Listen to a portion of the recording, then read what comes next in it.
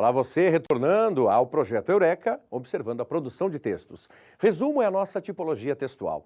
Enroscado esse resumo, né? Sempre é.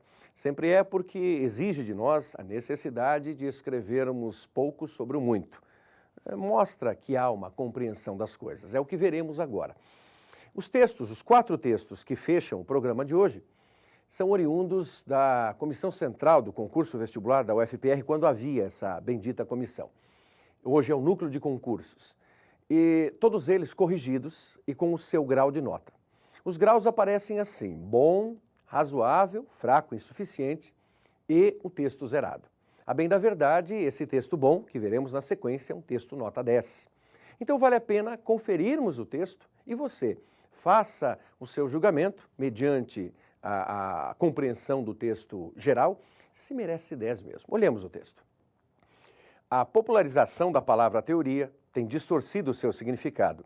Popularmente, o termo implicaria em hipóteses não confirmadas, sendo basicamente ideias sem base sólida e distantes do real. Para a ciência, o termo adequado para uma ideia especulativa é hipótese.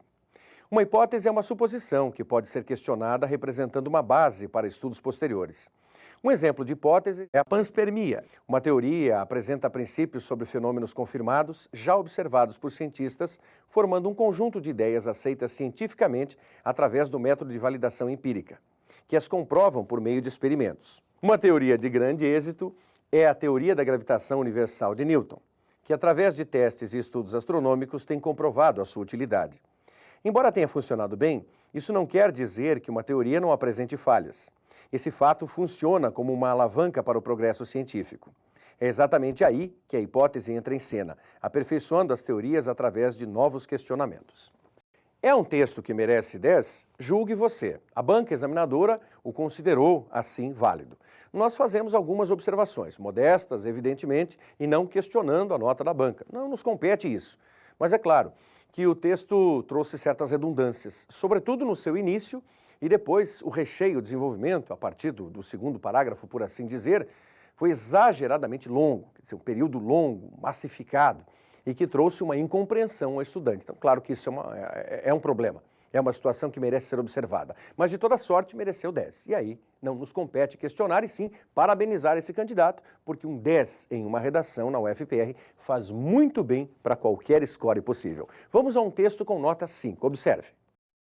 A palavra teoria está sendo muito utilizada, embora ocorre confusões para entender seus termos, que nos expõe no popular ideias incertas cientificamente falando, é uma hipótese que ainda não foi aprovada.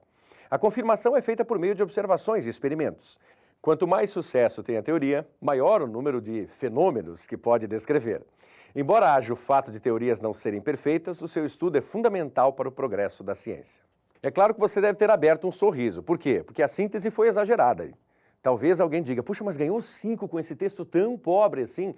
É verdade, não nos compete, insisto, questionar a nota da banca examinadora. Agora, é um texto fraco, evidentemente, foi razoável para eles, mas é um texto fraco, ausente de muitos subsídios. E essa ausência prejudica toda a estrutura do texto. Então, falta-lhe clareza, falta-lhe fundamentação, existe um excesso de superficialidade. Isso compromete, sim, o bom texto. Mas há casos piores. Vejamos aquele que conseguiu receber a nota 2.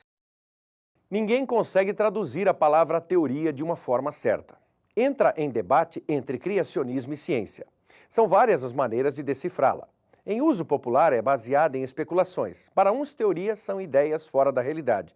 Na ciência de caráter especulativo, chama-se hipótese. Um bom exemplo do que seria teoria é a teoria usada no planejamento das missões de Newton, pois hoje a NASA utiliza desta para fazer lançamentos de foguetes. Não é uma forma perfeita, mas o fato de não ser correta é fundamental para o progresso da ciência. Você observou que o texto não só é confuso, mas eu poderia dizer, entre aspas, que ele é um texto perdido. Ou seja, é ausente mesmo de subsídios. Talvez até visto como pior, porque é um quebra-cabeças, é uma colchinha de retalhos.